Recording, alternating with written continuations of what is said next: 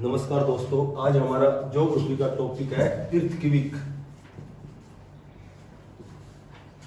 भूकंप।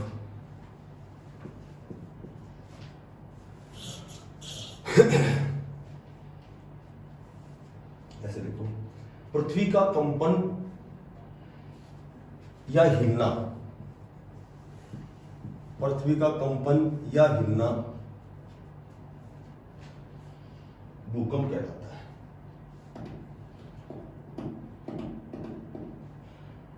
विश्व में हर एक घंटे के बाद किसी न किसी भाग में भूकंप होता है। विश्व में हर एक घंटे के बाद किसी न किसी भाग में भूकंप आता है। भूमि की जो तल हड्डी होती है, जो बॉटम होता है, भूमि का जो तल होता है, उससे 50 से 100 किलोमीटर की गहराई पर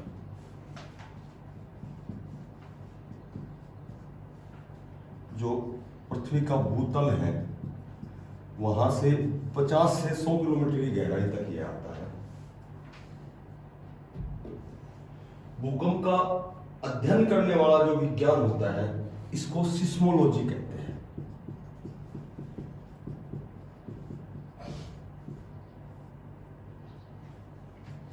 भूकंप का अध्ययन करने वाला जो विज्ञान होता है, उसको सिस्मोलॉजी कहते हैं। और जो भूकंप द्वारा जो हानि होती है, वो उसके केंद्र में होती है, अधिकेंद्र पर होती है। अधिकेंद्र पर जो भी हानि होती है भूकंप से, वह हमेशा अधिकेंद्र पर होती है। और अधिकेंद्र से जितनी दूर जाएंगे, हानि कम होती जाएगी। भूकंप आने के क्या क्या कारण होते हैं, देखो इसके कारण देखो क्या क्या रीजन होते हैं। भूकंप आने के जो कारण होते हैं, ज्वालामुखी विस्फोट, ज्वालामुखी विस्फोट के कारण होता है भूकंप। जो कोई ज्वालामुखी फट जाती है, 3 प्रकार की ज्वालामुखी हैं, सुषुप्त होती है, प्रसुप्त होती है, विषुप्त होती है। ठीक है, तो ज्वालामुखी जो ज्यादा सक्रिय होती है, उसके विस्फोट होने से भूकंप आता है। या फिर पृथ्वी का सिकुड़ना, पृथ्वी जो सिकुड़ जाती है, या पृथ्वी का संतुलन बिगड़ जाता है, या फिर बड़े बड़े जो बांधों का निर्माण होता है, बांध बनाए जाते हैं बड़े बड़े, उनके कारण भी भूकंप, वो भी एक मुख्य कारण होता है। बड़े बड़े बांधों का निर्माण, बड़े बड़े बांधों का निर्माण। अब क्वेश्चन कई बार पूछते हैं कि सबसे अधिक ज्वालामुखी है वो कहां सक्रिय है। सबसे अधिक ज्वालामुखी तो प्रशांत महासागर के तटों के साथ, तट होते किनारे, प्रशांत महासागर के तटों के साथ सबसे अधिक ज्वालामुखी सक्रिय है।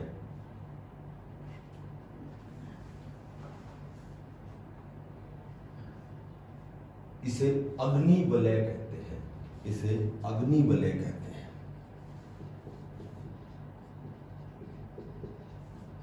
सबसे अधिक ज्वालामुखी कहां आते हैं, तो तुम्हें बताना, प्रशांत महासागर में आते हैं 68% भूकंप।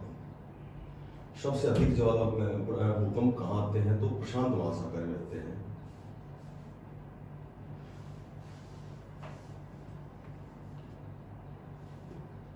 भूकंप प्रशांत महासागर में आते हैं। और सबसे बड़ा महासागर भी प्रशांत महासागर ही है। एक क्वेश्चन कई बार आता है, भूकंप की उत्पत्ति का सिद्धांत कौन सा है। भूकंप की जो उत्पत्ति का जो सिद्धांत है,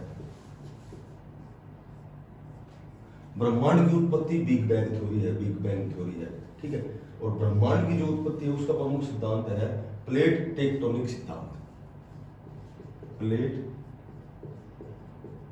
टेक्टोनिक सिद्धांत, ये है भूकंप की उत्पत्ति का सिद्धांत।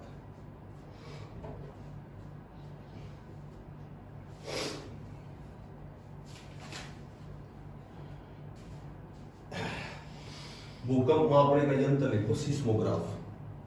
भूकंप मापने का जो यंत्र है वो है सिस्मोग्राफ। भूकंप मापने का जो यंत्र है वह होता है सिस्मोग्राफ। भूकंप के परिणाम को किस पैमाने पर मापा जाता है? तो इसका जो परिणाम है, इसमें जो पैमाना मापा जाता है वो होता है रिएक्टर पैमाना। इसका जो परिणाम है उसको रिएक्टर पैमाने पर मापा जाता है। कई बार आता है कि रिएक्टर जो पैमाना है इसकी खोज किसने की, आविष्कार किसने किया? तो चार्ल्स एफ ने इसकी जो खोज की थी, चार्ल्स एफ रिएक्टर ने, और ये खोज की थी 1935 में। रिएक्टर पैमाने की खोज चार्ल्स एफ रिएक्टर ने 1935 में की। आज तक रिएक्टर पैमाने पर सबसे जो भयंकर जो भूकंप आया है वो आया है 8.9 का, इससे ज्यादा नहीं आया आज तक। सबसे ज्यादा जो अधिकतम, इस पैमाने पर अधिकतम जो भूकंप आया वो 8.9 आया है। भूकंप में 3 तरंगें होती हैं। भूकंप में 3 प्रकार की तरंगें उत्पन्न होती हैं। PSL, 3 प्रकार की तरंगें हैं। PSL, P तरंगें सबसे तेज चलने वाली हैं।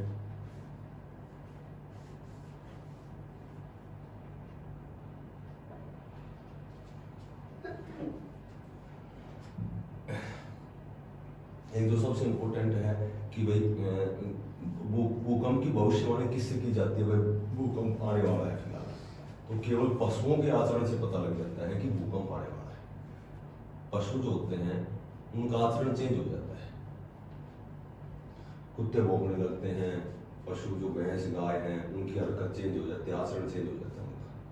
पशुओं के आचरण से भूकंप की भविष्यवाणी की जाती है।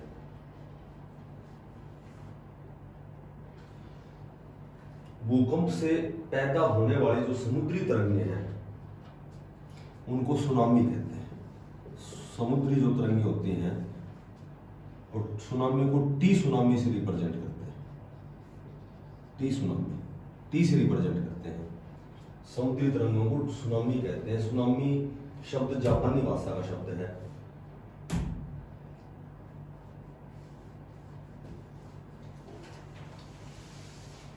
सुनामी होती है, सुनामी जापानी भाषा का शब्द है। भारत में सबसे अधिक भूकंप हिमालय क्षेत्र में आते हैं।